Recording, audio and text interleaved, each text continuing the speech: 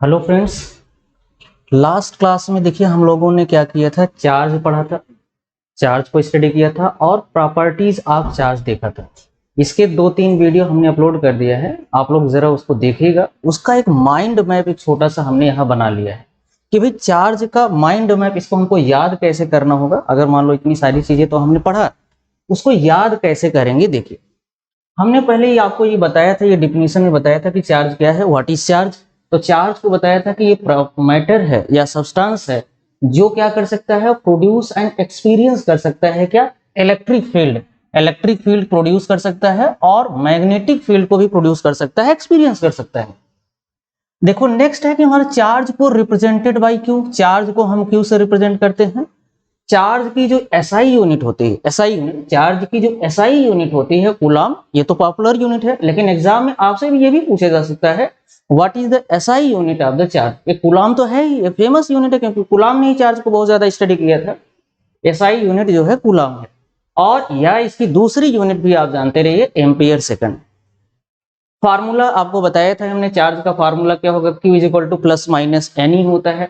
N क्या होगा आपको बताया था हमने, एन क्या होता है बताओ। एन की वैल्यू हमने बताया था कि इंटीजर वैल्यू होगा। इंटीजर में हमने बताया था 0 कूलम हो सकता है, +-1 कूलम, +-2 कूलम, इस तरह से चार्ज हो सकते हैं हमारे। और दूसरा जो फार्मूला है चार्ज का, ये भी ध्यान रखिएगा, Q is equal to IT भी होता है।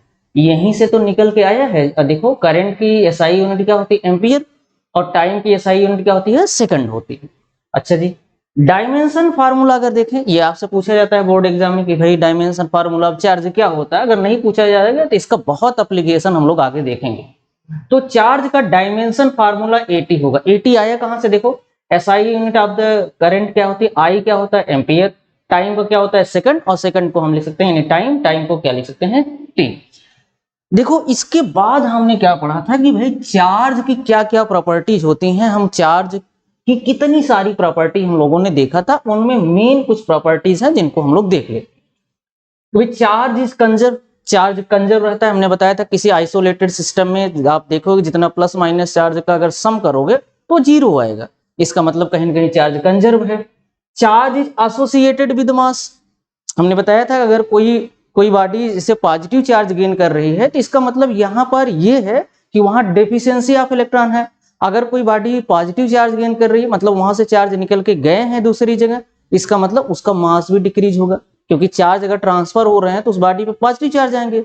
अगर पॉजिटिव चार्ज आएंगे तो वहां पर हमको ध्यान देना है कि उस बॉडी का मास भी डिक्रीज हो जाएगा।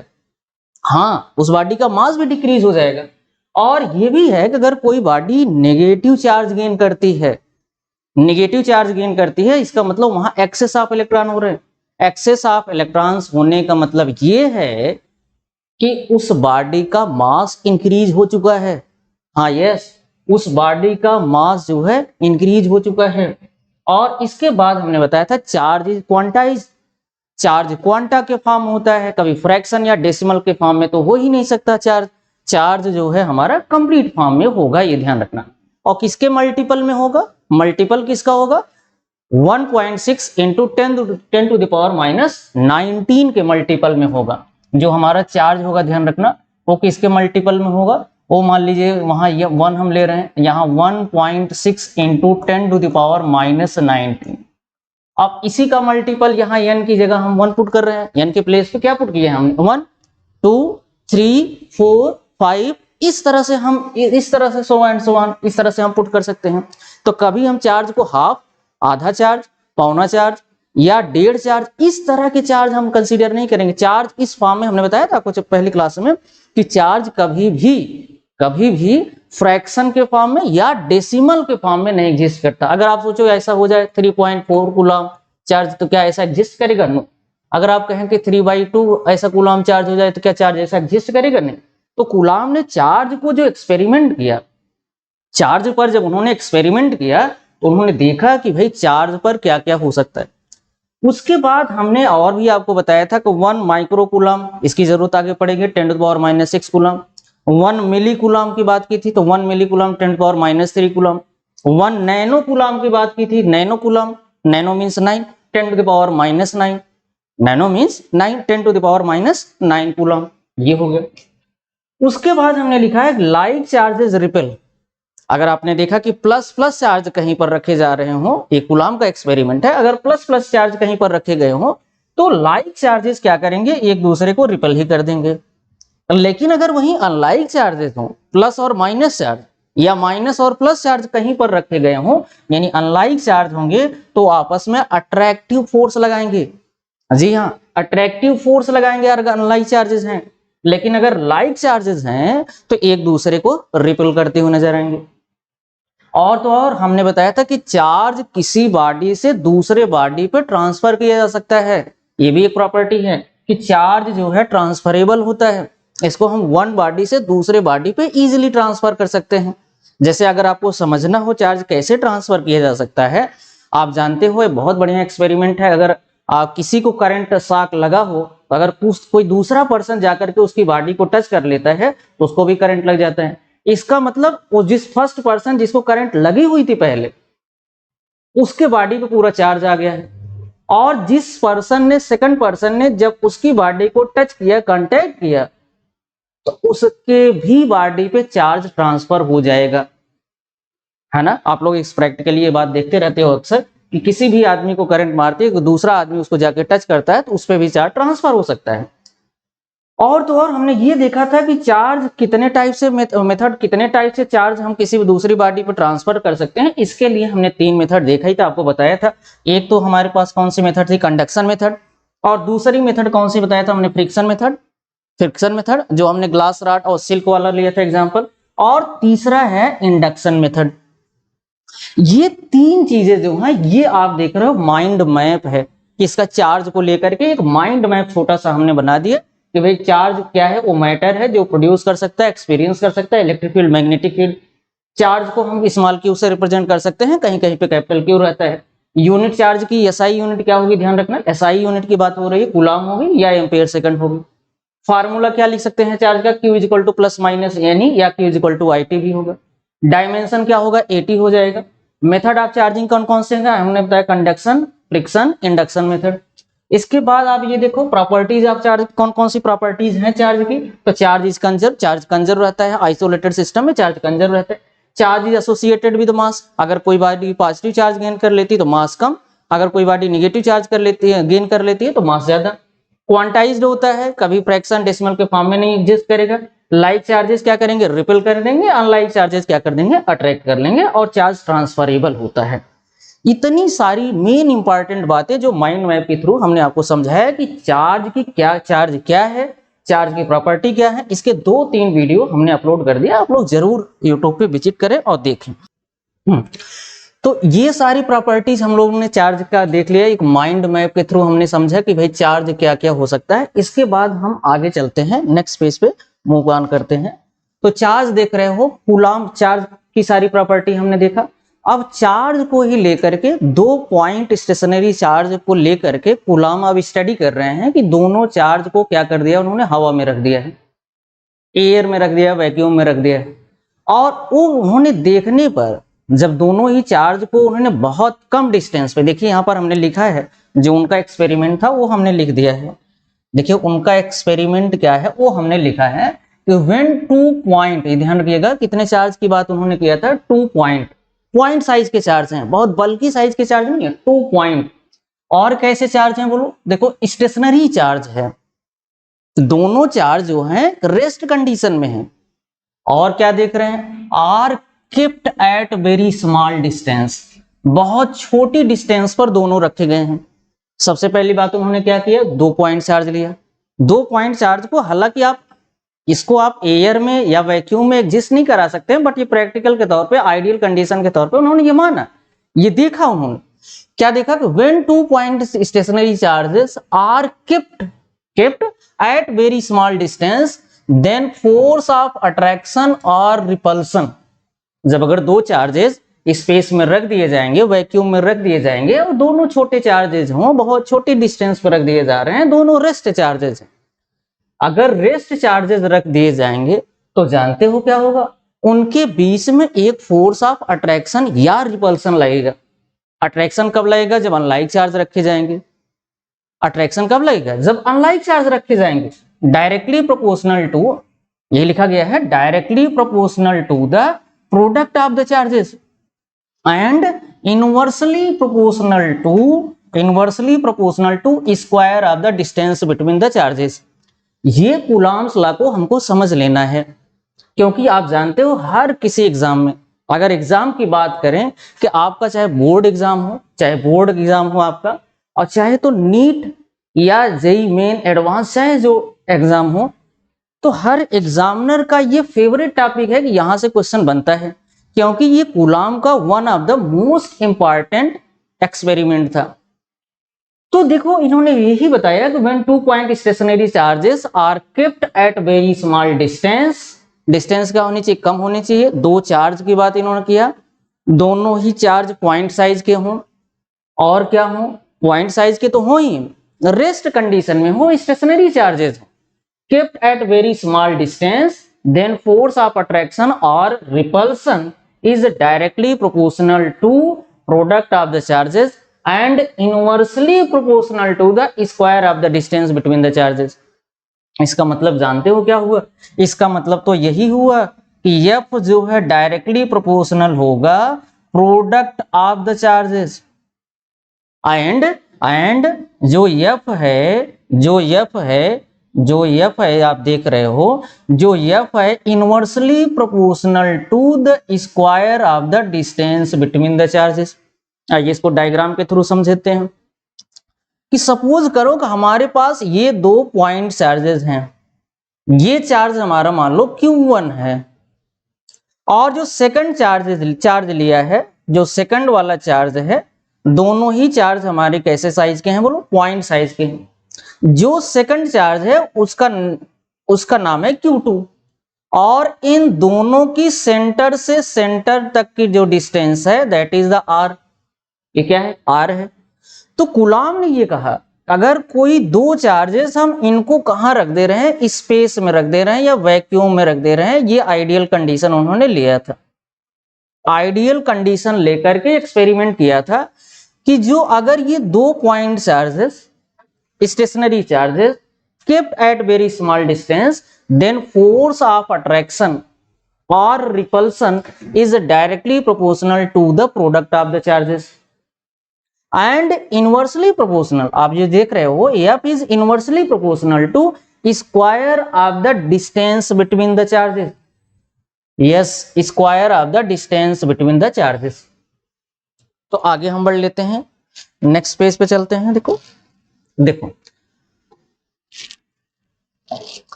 तो जो आप देख रहे हो इसका मतलब F is directly proportional to product of the charges, inversely proportional to the square of the distance between the charges।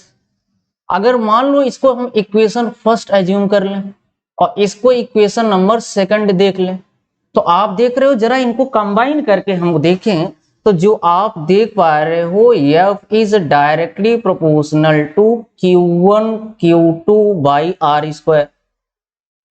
अच्छा जी, अब इस प्रोपोर्शनलिटी साइन हटाने के लिए एक प्रोपोर्शनलिटी कांस्टेंट हमको यूज करना होगा। उस प्रोपोर्शनलिटी कांस्टेंट की वैल्यू क्या है, K लिख दिया हमने, और वो क्या है देखो Q1 Q2 divide by R square.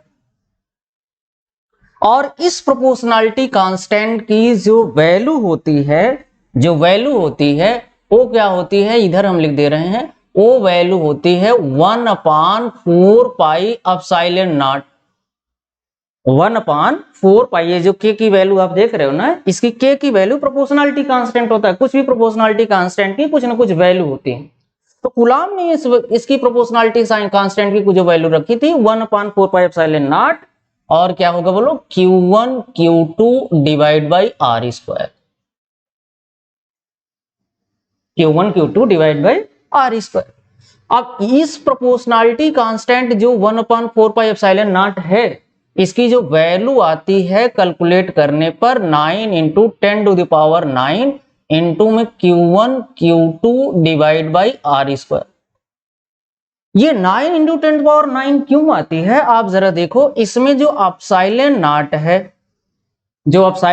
है इसकी जो वैल्यू होती है वो होती है 8.85 इंटू 10⁻⁻12 होती है। 10⁻⁻12 होती है। और यूनिट क्या होती है, देखो इसकी यूनिट होती है coulomb square divide by newton metre square. और ये एप्सिलॉन नॉट है क्या, अगर एप्सिलॉन नॉट की बात करें तो ये है दरअसल परमिटिविटी। परमिटिविटी ये क्या है बोलो, परमिटिविटी है। इसकी वैल्यू क्या होती है 8.85 into 10⁻⁻12 coulomb square divide by newton metre square. जो फोर्स का फार्मूला आप देख रहे हो ये हमारा एक स्टैंडर्ड रिजल्ट मिल जा रहा है। और ये भी इन दोनों फार्मूले को आप याद रखिएगा। जो कूलाम के एक्सपेरिमेंट्स है ये दोनों फार्मूले आते हैं, बहुत इंपॉर्टेंट है, आगे चल के इस पे क्वेश्चन भी बनेंगे। तो हम लोग देखेंगे कि क्वेश्चन इस पे क्या क्या बन सकते हैं। इससे पहले जो क्वेश्चन बना है अभी तक एग्जाम्स में, जो बोर्ड एग्जाम हो, चाहे नीट का हो, चाहे जेई का है, चाहे जिसका एग्जाम हो, तो एप्सिलॉन नॉट को लेकर के बना है या इस फार्मूले पे क्वेश्चन बने हुए। तो आइए सबसे पहले हम एप्सिलॉन नॉट की यूनिट एंड डायमेंशन समझ लेते हैं कि इसकी यूनिट डायमेंशन बहुत पूछा जाता है एग्जाम में, इसको हम डेफिनेटली समझते हैं। तो हम ये देख रहे हैं कि what are the units and dimensions of, what are the units, यहां पर हम लिख दे रहे हैं unit and dimension of, unit and dimension of epsilon naught, dimension of epsilon naught. तो एप्सिलॉन नॉट की यूनिट और डायमेंशन हमको देखना है। आप देख रहे हो जो फोर्स का फार्मूला आपको मिला है वो क्या मिला है बताओ, 1/4 pi epsilon not into Q1 Q2 divide by क्या है बोलो R स्क्वायर, ये है। अब हमको एप्सिलॉन नॉट फाइंड करना है, तो एप्सिलॉन नॉट को यहां ले आओ या आपको यहां प्लेस कर दो। तो एप्सिलॉन नॉट का जो फार्मूला होगा ये जानते हो आप, अगर हमको यूनिट डायमेंशन अगर कहीं पर भी फाइंड करना हो तो सबसे पहले उसका हमको फार्मूला पता होना चाहिए। तो फार्मूला तो अब एप्सिलॉन नॉट का हमको पता चलने जा रहा है। देखो एप्सिलॉन नॉट को यहाँ या को यहाँ पुट कर दो, तो यहाँ क्या मिलने वाला देखो 1/4 पाई एफ इनटू में क्या आ रहा है देखो Q1 Q2 divide by R square. अच्छा जानते हो कांस्टेंट की कोई यूनिट डायमेंशन नहीं होती, तो जो ये 1/4 पाई हम देख रहे हैं इसकी कोई यूनिट डायमेंशन नहीं होगी। तो जो यूनिट डायमेंशन होगी ये Q1 Q2 की होगी, F की होगी, R स्क्वायर की होगी। तो जो एप्सिलॉन नॉट की जो यूनिट आ रही है, तो यहाँ पर हम यूनिट की बात कर लें, तो जो यूनिट आ रही है वो हम देख पा रहे हैं, चार्ज की यूनिट क्या होती है कूलाम, तो कूलाम इंटू कूलाम क्या हो जाएगा बोलो कूलाम स्क्वायर, डिवाइड बाई ये फोर्स F है, F की यूनिट क्या है बोलो न्यूटन, और डिस्टेंस R है तो इसकी यूनिट हो जाएगी मीटर स्क्वायर। तो क्या आ गया देखो एप्सिलॉन नॉट की जो यूनिट आ रही है coulomb square divide by newton metre square. Value हमने इसके पहले बता दिया था। एप्सिलॉन नॉट की जो वैल्यू होती है, आपसे अगर वैल्यू पूछा जाए भाई इसकी वैल्यू कैलकुलेटेड वैल्यू कितनी आई थी, तो आप ये जान रहे हो कि 8.85 into 10⁻⁻12 coulomb square divide by newton metre square, यही तो आई थी। इसके पहले हमने पेज पे देखा था कि यही वैल्यू आई थी एप्सिलॉन नॉट की, हमने लिखा था। और जो एप्सिलॉन नॉट की यूनिट आ गई है, अब आ जाते हैं हम डायमेंशन पर। इसका डायमेंशन बहुत पूछा जाता है, तो डायमेंशन की बात करें अगर हम, तो डायमेंशन क्या होगा इसका, डायमेंशन ऑफ, यहां पर हम लिख दे रहे हैं डायमेंशन ऑफ एप्सिलॉन नॉट। ऐसे ही नोट्स बनाते हुए आपको भी लिखना है।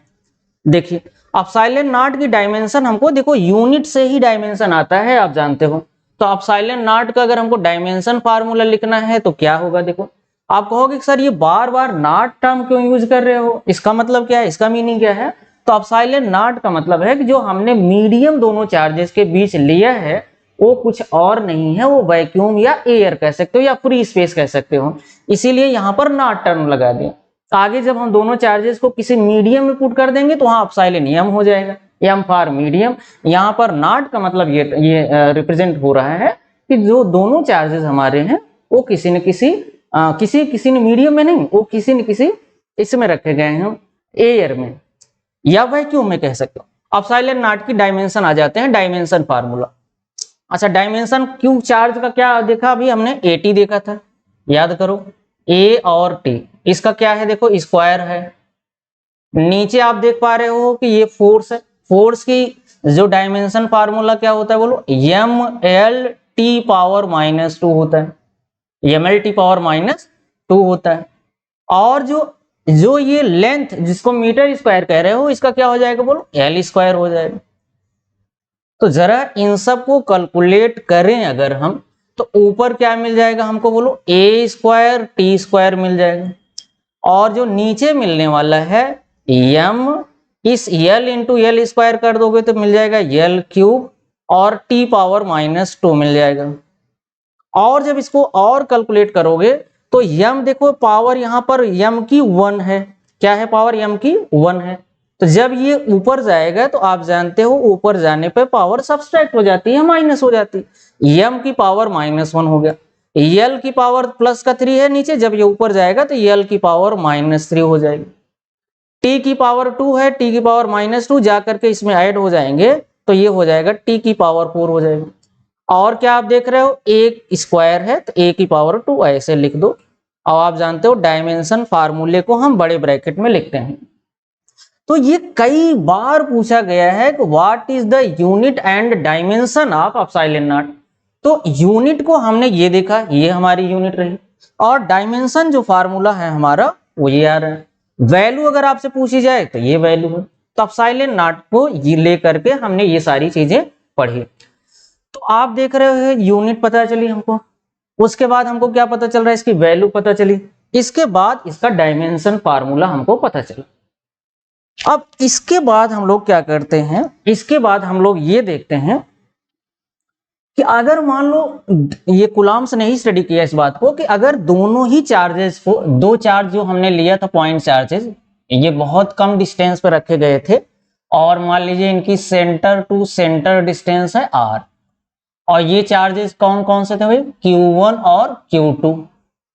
जब ये चार्जेस अगर कहीं पर रखे जाएंगे, स्टेशनरी चार्ज है, पॉइंट चार्ज है, डिस्टेंस बहुत कम है जो कि r कंसीडर किया, तो फोर्स ऑफ अट्रैक्शन या रिपल्सन लगेगा ही। अगर अट्रैक्शन कब लगेगा, जब अनलाइक चार्ज होंगे, रिपल्सन कब होगा, जब लाइक चार्ज होंगे।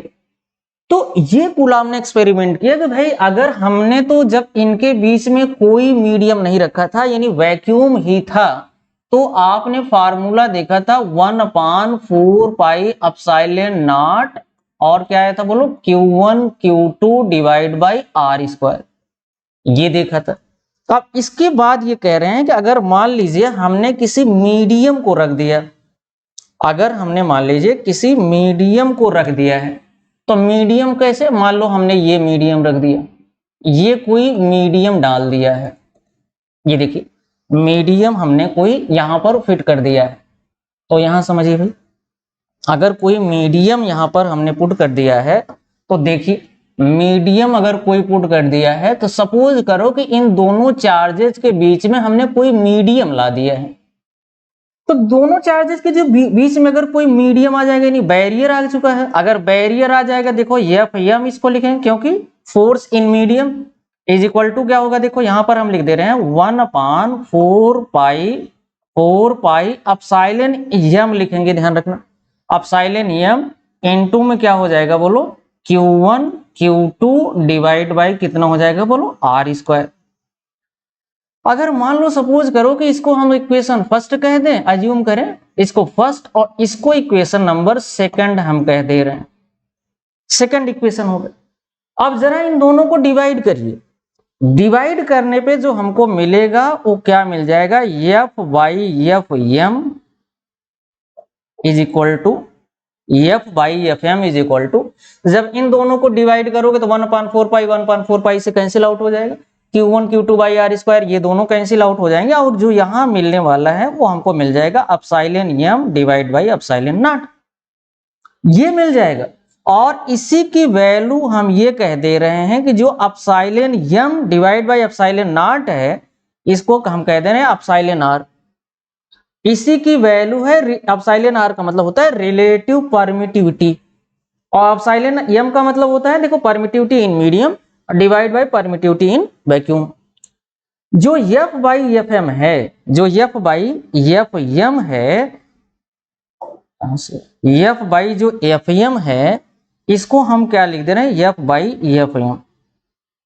ये किसके इक्वल हो जाएगा, इसको हम लिख देंगे डाइलेक्ट्रिक कांस्टेंट के। तो ये फार्मूला जरूर ध्यान रखिएगा, इस पे भी क्वेश्चन बने हुए हैं। तो इसका मतलब हम लोगों ने कंक्लूजन क्या निकाला, कंक्लूजन क्या निकाला, तो कंक्लूजन क्या निकाला है हमने, देखिए तो कंक्लूजन क्या निकाल पाए हैं हम लोग। तो जो एफ बाई एफ एम की वैल्यू आप देख रहे हो, जो एफ बाई एफ एम की वैल्यू है उसको तो हम लिखेंगे के मतलब क्या, डाइलेक्ट्रिक कांस्टेंट है ये के। और जो एक कांस्टेंट वहां आया था जो आपने लिखा था एफ इज इक्वल टू के Q1 Q2 by are square, वहां के का मतलब होता है इलेक्ट्रोस्टैटिक कांस्टेंट, वो इलेक्ट्रोस्टैटिक कांस्टेंट था। यहां पर जो के की वैल्यू हम देख रहे हैं ये डाइलेक्ट्रिक कांस्टेंट है, इसको हम लिख दे रहे हैं। तो ये क्या है, देखो ये है डाई इलेक्ट्रिक कांस्टेंट, क्योंकि जो मीडियम हमने भरा है, मीडियम भरा है उसका कुछ ना कुछ, जो मीडियम इन दोनों चार्जेस के बीच में फिल किया है, तो इनके बीच में कुछ ना कुछ जो मीडियम होगा उसको कुछ ना कुछ डाइलेक्ट्रिक कांस्टेंट होता है। तो ये क्या होता है आगे इसको हम लोग डिस्कस करेंगे कि डाइलेक्ट्रिक कांस्टेंट क्या होता है। अच्छा जी, ये पता चला। उसके बाद हम ये देख रहे हैं कि epsilon m divide by epsilon naught is equal to क्या मिल रहा है, बोलो एप्सिलॉन आर मिल रहा है, एप्सिलॉन आर मिल रहा है। तो हम ये कह सकते हैं, इजीली कह सकते हैं कि एप्सिलॉन एम किसके इक्वल होगा, तो लिखोगे एप्सिलॉन आर इनटू में एप्सिलॉन नॉट। अब आप क्या करेगा, आपसे क्वेश्चन पुट अप कर सकता है, क्वेश्चन पूछ सकता है कि भाई रिलेटिव परमिटिविटी ये है, परमिटिविटी इन वैक्यूम ये है, तो बताओ मीडियम में क्या होगी, फट से आप निकाल सकते हो। सिमिलरली ऐसे ही आपसे पूछ सकता है, अगर इसको देखें हम तो जो एफ बाई क्या है, देखो एफ बाई एफ एम है, इसकी वैल्यू कितनी है, देखो के है, के मतलब डाइलेक्ट्रिक कांस्टेंट। ये क्वेश्चन में आपको गिवन होगा, पूछेगा कि भाई वैक्यूम में हमने दोनों चार्जेस को रखा तो फोर्स ये आया, अगर किसी मीडियम में रखा तो फोर्स ये आया, तो बताओ डाइलेक्ट्रिक कांस्टेंट कितना होगा। या तो क्या दे सकता है, डाइलेक्ट्रिक कांस्टेंट दिया हो, मीडियम इन फोर्स दिया हो, आपसे फोर्स इन वैक्यूम पूछा जाए, तो कुछ भी पूछा जा सकता है। कि कुल मिला के अगर हम ये कहें, अगर हम कंक्लूजन करें पूरा, हम ये देखें तो हम ये देख पाएंगे कि अगर दोनों ही चार्ज के बीच में कोई डाइलेक्ट्रिक कांस्टेंट के अगर फिल किया जा रहा है तो जो फोर्स ऑफ अट्रैक्शन या रिपल्सन की वैल्यू डिक्रीज हो जाएगी। देखिए कैसे होगी, तो आप क्या कर दो, एफ एम इधर कर दो, के इधर कर दो। तो हमने क्या कर दिया, एफ एम को इधर कर दिया और एफ बाई के यहां पर पुट कर दिया। अब आप देख रहे हो कि यही जो है, यही ये बता देगा कि अगर force in medium, force in medium अगर देख रहे हो तो फोर्स इन वैक्यूम आपको पता हो और डिवाइड बाय डाइलेक्ट्रिक कांस्टेंट कर दोगे तो आपको पता चल जाएगा फोर्स इन मीडियम। और वैसे देख रहे हो, अगर किसी कांस्टेंट या किसी चीज से डिवाइड करोगे तो उसकी वैल्यू कम ही होगी, कम ही होगी। तो आप देख रहे हो जो मीडियम में अगर दोनों चार्जेस को आपने स्पेस में रखा है तो मैक्सिमम फोर्स मिलेगा आपको, लेकिन दोनों ही चार्जेस के बीच में अगर आपने कोई डाइलेक्ट्रिक कांस्टेंट या कोई अदर मीडियम आपने फिल कर दिया है तो जो वहां पर फोर्स की वैल्यू होगी वो कम होगी। आइए कुछ कांस्टेंट हैं जो एप्सिलॉन नॉट की, जो एप्सिलॉन इसकी वैल्यू है, मीडियम की वैल्यू है, उनको हम देख लेते हैं कि भाई एप्सिलॉन नॉट की जो वैल्यू होती है वो वैक्यूम में कितनी होती है, 1 होती है। तो यहां हम लिख दे रहे हैं वैक्यूम में होती है 1, वैक्यूम में क्या होती है बोलो, 1 होती है, वैक्यूम में होती है 1। मीडियम में जैसे मान लो मीडियम कोई ले लिया हमने, एयर ले लिया, तो एयर की कितनी होती है, 1.003 होती है। ये किसके लिए है बोलो, एयर के लिए। लेकिन अगर मान लीजिए एप्सिलॉन इन वाटर कह रहे हो, वाटर के लिए बताओ, तो एप्सिलॉन वाटर की वैल्यू होती है 81, ये सब कैलकुलेटेड वैल्यू है। उसके बाद एप्सिलॉन किसका निकालना है, मान लो हमको मेटल का लेना है, तो मेटल की वैल्यू जानते हो, चौक जाओगे, ये इंफिनिटी आती है। इतनी सारी वैल्यू आ रही देख रहे हो, तो इसका मतलब हम एक कंक्लूजन निकाल पा रहे हैं कि जो जो एप्सिलॉन नॉट की वैल्यू जो आप देख रहे हो 1 है, ये वैक्यूम में है। ये कहाँ है बोलो? वैक्यूम में है। तो ये दरअसल क्या है? एप्सिलॉन आर की वैल्यू होती है, यानी डाइलेक्ट्रिक कांस्टेंट की वैल्यू जिसको हम कहते हैं। तो एप्सिलॉन नॉट मीडियम में नहीं, मान लो वैक्यूम है तो वहां पर 1, एयर ले रहे हो तो 1.003, वाटर ले रहे हो तो 81, अगर कोई मेटल आपने लिया है तो वहां पर इन्फिनिटी।